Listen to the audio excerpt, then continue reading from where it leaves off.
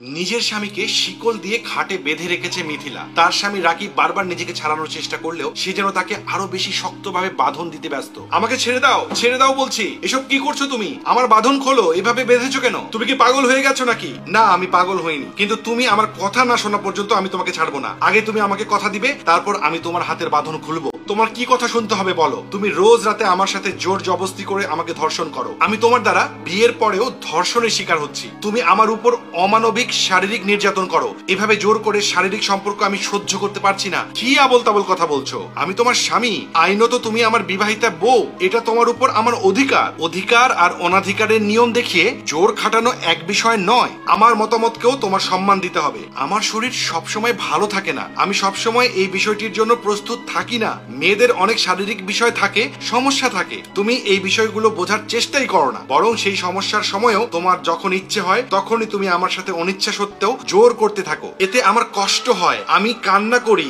এতে আমার কষ্ট হচ্ছে কিনা, আমি কান্না করছি কিনা, এসবের কোনো কিছুই তুমি কেয়ার করো না। তার মানে তুমি বলতে চাচ্ছ তোমার যখনই সমস্যা হবে তখনই আমাকে থেমে যেতে হবে, নাকি অন্য কোনো নারীর কাছে যেতে হবে? অন্য কোনো নারীর কাছে কেন যাবে? তুমি স্ত্রী হয়ে যদি অপারগ হও তাহলে আমাকে তো সেটা করতেই হবে, তাই না? ইসলামে আছে স্বামীর চাহিদা অনুযায়ী স্ত্রীকে সবসময় প্রস্তুত থাকতে হবে। তুমি কি এই নিয়মের বাইরে যেতে চাও?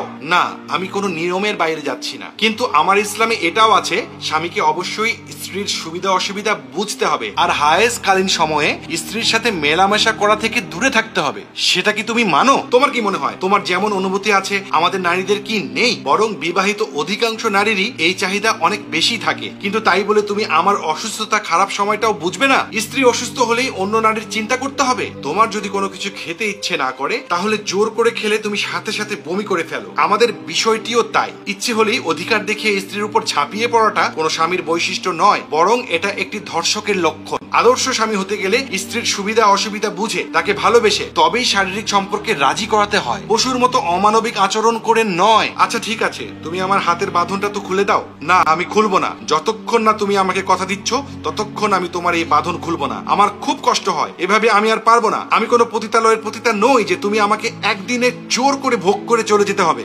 আচ্ছা ঠিক আছে, আগে তুমি আমার শিকলটা খুলে দাও। আচ্ছা, তুমি কি পাওয়ার বাড়ানোর কোনো ওষুধ খাও? সত্যি করে বলো। আরে না, এসব খাবো কেন? তুমি বাঁধন খুলে দাও প্লিজ। মিথিলা বাঁধন খুলে দিলে ফাহিম ওয়াদা করে। তুমি ঠিকই বলেছো, এই পৃথিবীতে কোনো কিছুই সবসময় নিজের চাহিদা বা ইচ্ছা অনুযায়ী চলে না। অবশ্যই কিছু নিয়ম এবং অন্য মানুষের সম্মতি থাকাটাও প্রয়োজন। স্ত্রী হলেও তারাও তো মানুষ, তাদেরও নিজস্ব পছন্দ অপছন্দ, ভালো লাগা মন্দ লাগা থাকতে পারে। তাদের শরীর খারাপও হতে পারে, যা আমি এতদিন বুঝতাম না। তবে আমি তোমাকে কথা দিচ্ছি, এরপর থেকে অবশ্যই তোমার সম্মতিকে সম্মান করব।